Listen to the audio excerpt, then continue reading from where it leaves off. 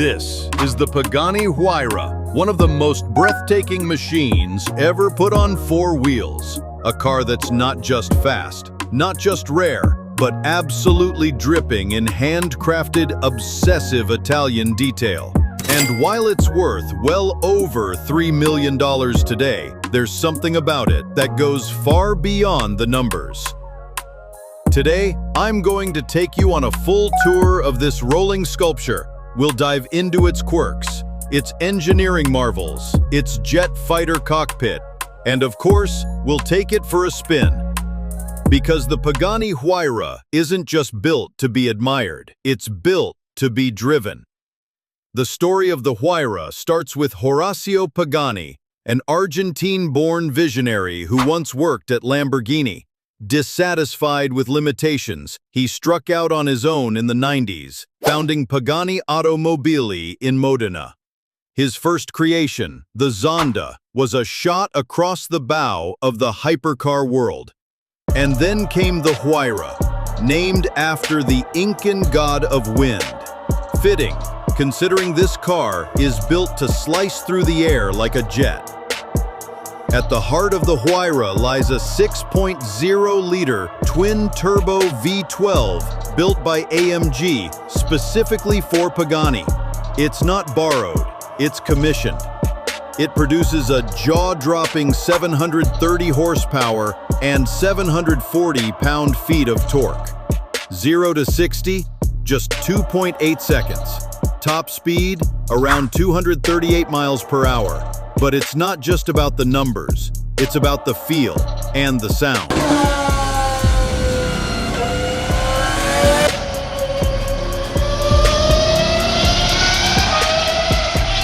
This is the Huayra key. It's milled from aluminum in the shape of the car itself. But it's more than a key, it's art. Split it open, and inside, one half contains the ignition blade, the other just for show. You can actually insert both into the center console, like twin talismans guiding the car down the road. The Huayra doesn't look like anything else on the road, and that's intentional. Every curve, vent, and surface is there for a reason. Active aerodynamics control flaps on all four corners of the car. They're constantly adjusting to optimize grip, drag, and stability. It's not a spoiler, it's a system. And yes, the gullwing doors are real, and they never get old.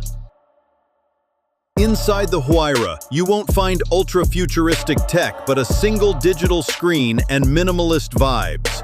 This is full analog excess. The dials look like they came from a Swiss watchmaker. Each toggle switch feels like the control of a World War II bomber. And the gear selector? Fully exposed linkage and polished aluminum. It's mechanical poetry. Even the sun visor hinges are pieces of art, because in a Pagani, everything matters, even the parts you'll never notice. Driving the Huayra is a religious experience. You don't just drive it, you participate in it. The turbo spool with a hiss, the transmission clunks with authority. Every input feels like a conversation with the machine. This isn't a car that isolates you, it connects you. You hear every turbo whistle, every gear change, every stone pinging the underbody. And somehow, it's still refined, still comfortable. There are over 1,400 titanium bolts in this car, and each one is laser-etched with the Pagani logo. The badge on the back, carved from a solid block of aluminum, and the leftover piece is sent to the owner in a signed presentation box. From color-changing gauge lighting to leather floor mats that feel better than your couch, Pagani doesn't build cars, they craft experiences.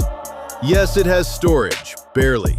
Behind the seats and hidden under the rear clamshell, you'll find fitted leather luggage that costs more than some used cars. Toolkits? Hidden inside the doors. Seriously. The Huayra's soundtrack is raw, savage, and mechanical. It doesn't have artificial speaker-enhanced noise. What you hear is real. The Pagani Huayra is a $3 million masterclass in design, performance, and emotion.